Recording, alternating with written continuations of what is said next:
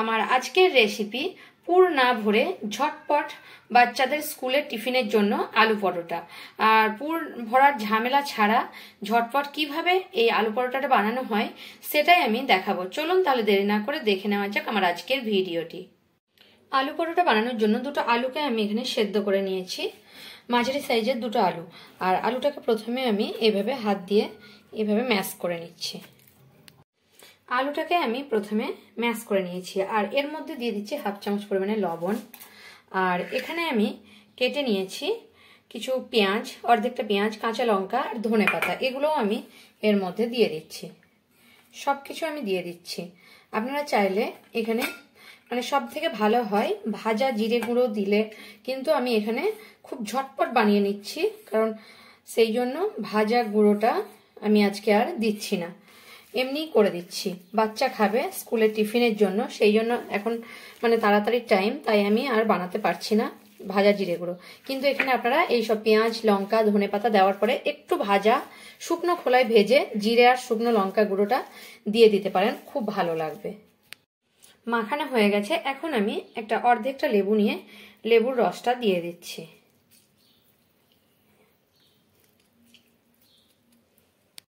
লেবুর রসটা দিয়েও আমি মাখিয়ে নিলাম। আজকে আমি বলেছিলাম যে আমি আজকে ঝটপট বানিয়ে দেখাবো এই আলুর পরোটাটা, তার জন্য পুর ভরার ঝামেলা ছাড়াই বানিয়ে দেখাবো।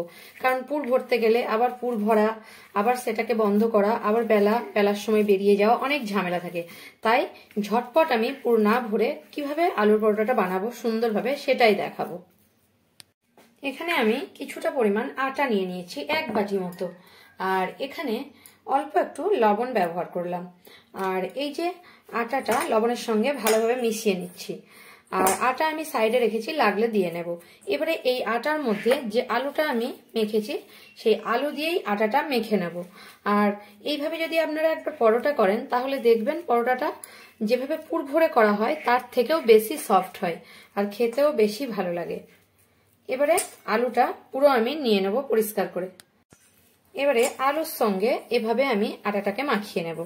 একদম পুর ভরতেও হলো না, অথচ ঝটপট তৈরি হয়ে যায়, সেই কারণে। আর সফটও হয়, খেতেও খুব ভালো লাগে, বাচ্চারা খুব পছন্দ করে কারণ প্রচন্ড সফট হয় বলে।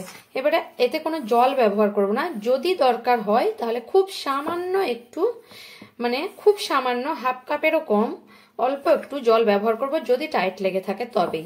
কিন্তু জল না ব্যবহার করলেই ভালো হয়। আলুতে যতটুকু আটা মাখানো যাবে ততটুকুই মাখালে আলু পরোটাটা বেশি হয়, ভালো হয়। আর আমার মনে হয় আমি যে পরিমাণে আলু নিয়েছি আর আটা নিয়েছি ভালোভাবে মাখানো হয়ে যাবে, জলের কোনো প্রয়োজন হবে না। দেখতেই পাচ্ছেন পুরো আটাটা মেখে যাচ্ছে আমার। পুরো আটাটা আমি মাখিয়ে নিচ্ছি, তারপর ফিরছি আপনাদের কাছে। দেখুন আটাটা আমার মাখানো হয়ে গেছে আর আমার জল একটু ব্যবহার করিনি, কারণ আটা আলুর মধ্যে মাখানো হয়ে গেছে। এবারে গোল গোল করে আমি লেচি করে নেবো। রুটির থেকে একটু বড় আকারে করব, কারণ আলু পরোটাটা একটু মোটা হয়, সেই কারণে এইভাবে গোল গোল করে নেব 2 হাতের সাহায্যে। এখানে একটা আমি চাকতি বেলানি নিয়ে নিয়েছি আর আমি এখন আলু পরোটাটা বেলে নেব।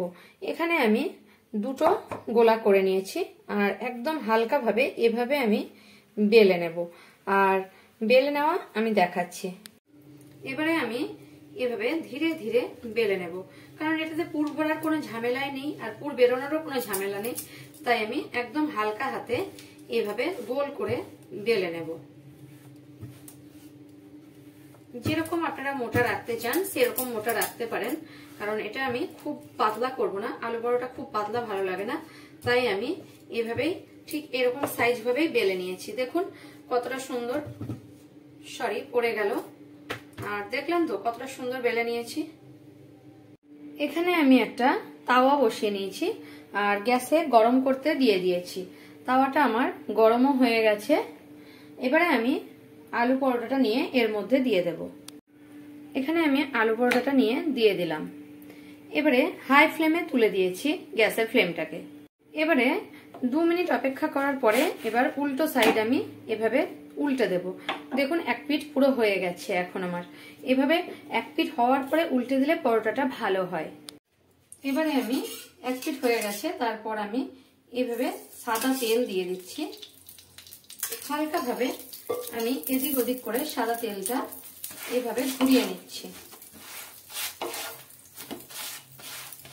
এভাবে চামচের সাহায্যে, খুন্তির সাহায্যে এভাবে তেলটা দিয়ে ভালোভাবে চারপাশে লাগিয়ে ঘুরিয়ে ঘুরিয়ে ভেজে নিতে হবে।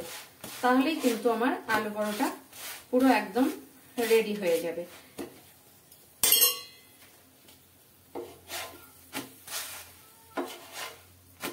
আমার আলু পরোটা এখন রেডি হয়ে গেল। এখন আমি 4টে আলু পরোটা করে নিয়েছি। দেখুন আলু পরোটাগুলো কিভাবে কতটা সুন্দর, কতটা সফট হয়েছে। দেখলে আপনারা নিশ্চয়ই বুঝতে পারছেন কতটা সফট হয়েছে।